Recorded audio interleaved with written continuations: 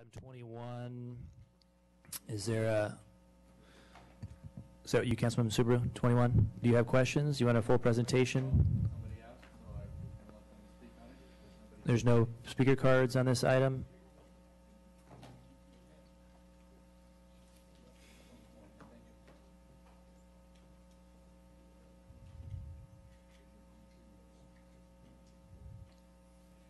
Go ahead, Jason Hunter.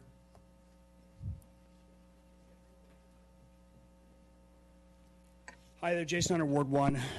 Truth in advertising or never let a good crisis go to waste. I scratch my head as I look at this. And you know what makes me scratch my head is that the city last July implemented an urgency ordinance and declared a stage 2 water emergency when we have ample water right here for the city of Riverside coming out of the groundwater basin. Let me read from the council report from staff here tonight. It says, RPU is not yet in a position to declare moderate or severe water shortages as required to implement current conservation ordinances. Okay?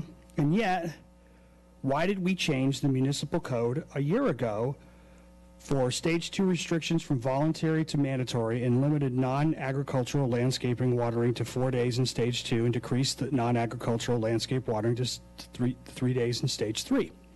I don't get it. I was at the Board of Public Utilities meeting about a week ago. There was a gentleman present who talked at length about the city's water rights dating all the way back to the city's inception. On a topic as complicated and with such breadth as that, he didn't have time to finish his remarks in 3 minutes. But I believe his point was that the State Water Resources Control Board has no jurisdiction over pre-1914 water rights, which we have here in the city of Riverside. That was the point he was trying to make.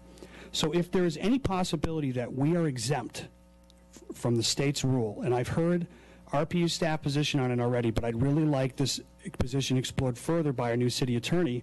This would seem to be a really important fact to lock down. You could be in a position to tell the State Water Resources Control Board to pound sand, okay? So here's what we're looking forward to if we blindly accept our change to the State Water Resources Control Board, okay? Implementing stage 3 restrictions, adjustments to rates, raising rates, okay? More mandatory smart meters. The continuation of the illegal turf rebate program sponsored by our illegal water conservation charge, okay? Monetizing underutilized water rights, okay? So let me simplify this for you. Your staff will be recommending raising rates, not based off of costs, but as punitive conservation-based rates, just declared illegal in the recent San Juan Capistrano decision, while at the same time selling the surplus water that would be created by this conservation to outside agencies in order to improve RPU's profit margin and increase the general fund transfer.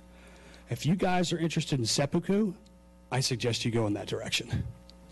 Thank you. Paul Chavez, followed by Karen Dorsch, right?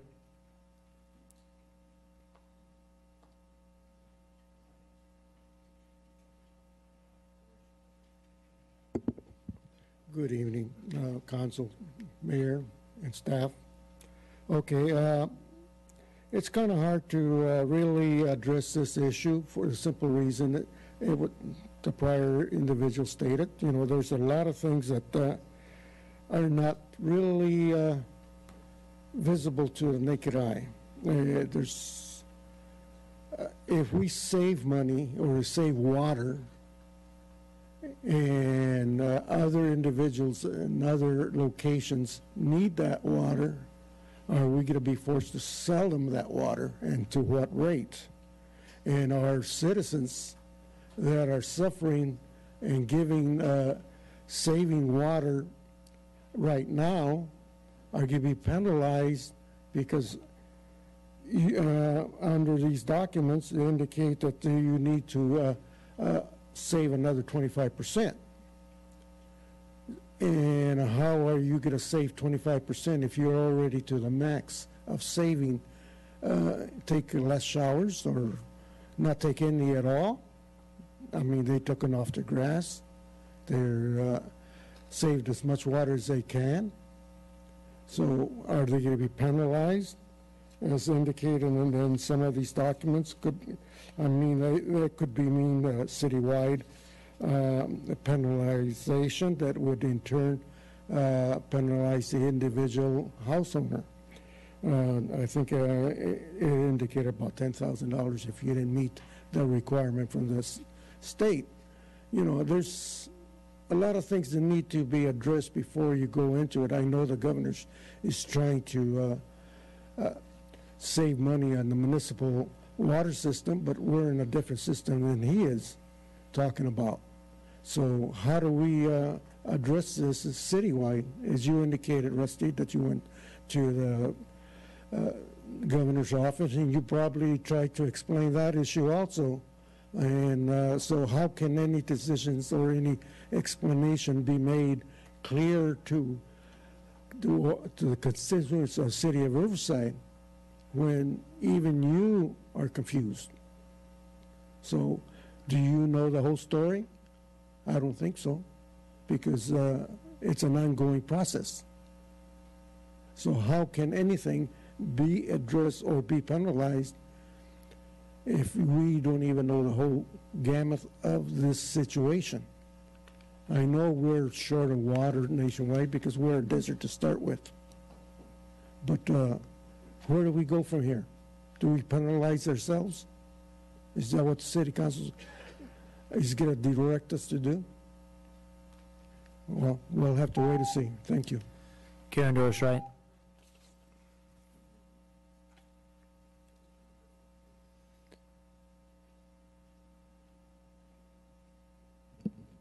Well, I agree with everything Hunter and Chavez said.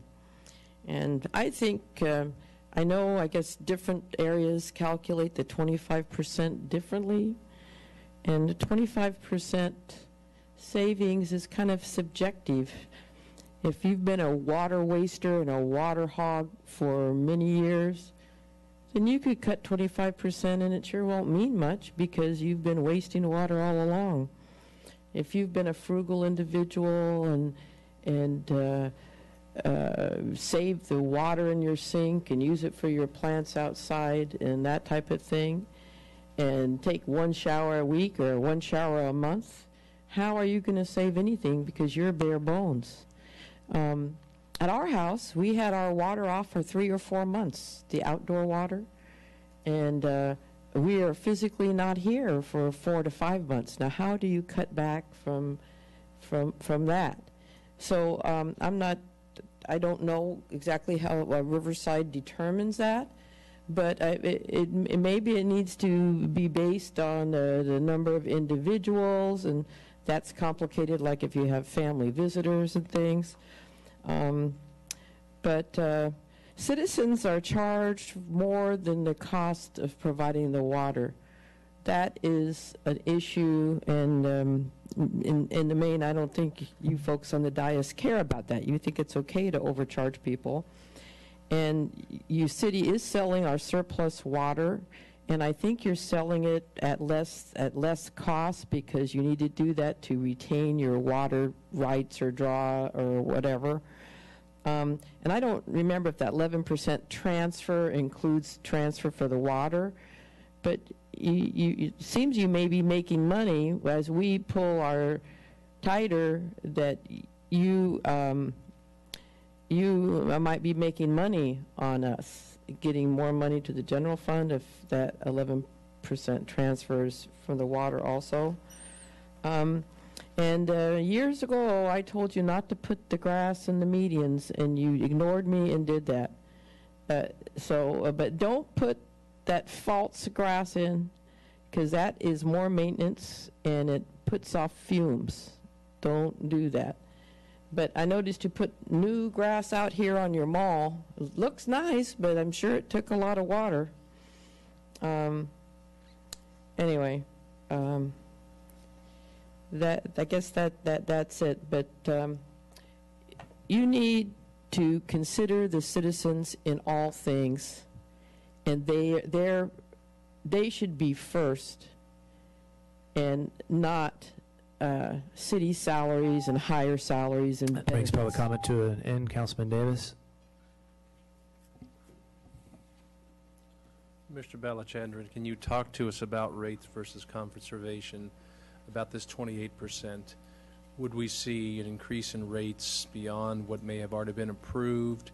How does that affect our ability to operate based on that savings? Because obviously, you have 28% less sales, you're not going to have the revenues. We have bonds and expectations from our employees for paying them, of course, and various other infrastructure needs. Yeah, you've teed up some of these issues, Councilmember Davis. We will be bringing back a more comprehensive plan and the impacts, et cetera, to the board on May 15th and to you on June 2nd. Okay. We have no plans to increase rates right now.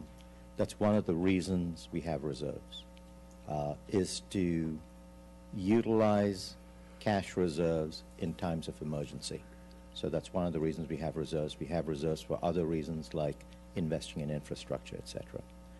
Our cost structure is such that close to 90% of our costs are fixed costs. So there will be some kind of revenue impact, but it's not going to be short term. It's going to be longer term. We're actually going to the board on May 15th and asking for approval to get a new cost of service study done for our water rates. So we're going to complete that, and it's only after that's completed that we would even come to you with options, come to the board and the council with options. So the earliest we'd even be talking about that would be late fall of this year. The issue of water rights has come up. We quite often have conversations about water with Western, because I live in the district, and well, now it's coming to us because of the fact of the mandated savings and cutbacks. How does that water rights affect this? Because again, it is the lawsuits we've been through. Are we under legal mandate to do cutbacks, or do we do it as kind of we want to play ball in the right field and be good guys? But do we have a legal standing, and this may not be for you, maybe for Susan Allen, who is your attorney who has the expertise, where citizens may ask that questions. I think the council should be advised of where we are legally. Or Susan Wilson, pardon me. So I think it's important that that be brought back for discussion with the council, and it's good for us to have that knowledge. I think that's a great point that you raise. A member of the public did attend our last board meeting and did talk about pre-1914 rights. My understanding of our rights is our rights to groundwater are not based on pre-1914. Okay. However, I'm not a lawyer. Sure. That's my understanding of what our lawyers and my staff have told me. We will have a presentation on May 15th where we'll go through just some background of how we've got to where we are today. Just a history of water law, how we've got to where we are. Kevin Milligan and my staff is an expert on this, and as far as an analysis of legal rights, I'm sure that'll be something that the city attorney would advise you maybe in closed session if that's appropriate, but that would be his call. Yeah, as I go through the community action group meetings and the park advisory in Casablanca, and this is coming up here in the next couple of weeks, I'm sure that issue would come up. I would like to have that knowledge, as my colleagues probably would, so that we can field those questions and not be stuck in a position to where well, I'm not sure, going to have to look the answer up for you. So the sooner the better. We would also be updating our website. There's going to be a portion on Blue Riverside called Drought Central, where questions, whether it's you'd have questions on conservation, the rights, enforcement actions, will basically be a set of FAQs that are going to be right there. Yeah, good. So you're a step ahead of us. Good job on that. We appreciate it. Thank you. Councilman MacArthur? Yeah, just real briefly, I do think that the water rights issue should be investigated further if we can protect ourselves. I guess my question would be, I was talking with the mayor earlier today, I guess several of the cities that were represented today in Sacramento, a lot of them are off the grid, so to speak. They, excuse me, are maybe in a similar situation to ourselves. Taking that into consideration, based on our history, let's say over the last 5 years and how much we've conserved to this point, you would think that we would have some say as far as leverage, so to speak, and saying, look, we've saved X amount of, I mean, there's only so much water you can get. I mean, after you've conserved and conserved and conserved, at that point, where do you go from there? I mean, I think we've been very proactive in that area. So my question would be, I guess, again, from maybe the city attorney's standpoint, would be, is there anything in the works with the state as far as some consideration for agencies that have shown conservation, aggressive conservation over the last few years in helping to mitigate this this brutal percentage that Riverside got assigned for conservation? And we'll go into more detail in this, both we'll explain it on our website and in a presentation to you later on, but the way in which the state board has allocated these tiers, they have 9 tiers right now, right from 4% to 36%, was based on how much we had conserved from a certain period last year versus this year. So they did not incorporate previous year's savings. We have advocated and contacted the state board. Kevin and his staff have had face-to-face meetings with them.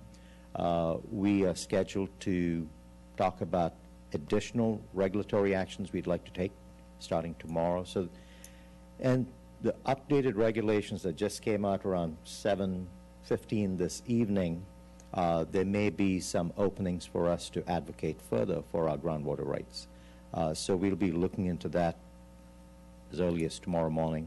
And then on the legal side, of course, we'll be consulting with the city attorney so that we can advise you. I guess my concern would be, I mean, are we going to be able to hit this mark? Because we've already conserved so much in the last few years. That's my question. That's, like the mayor said, I think what they're looking for, and even the news articles right in the last hour, Felicia Marcus, the chair of the State Water Resources Control Board, has talked about she wants to see people attempting to do something and actually trying. So we have our plans being put together right now. I'm very confident that we're going to be treated as one of the good actors, both for our past actions and the actions that we are planning right now. And then the final question is, this perception comes up a lot. Are we selling off our water?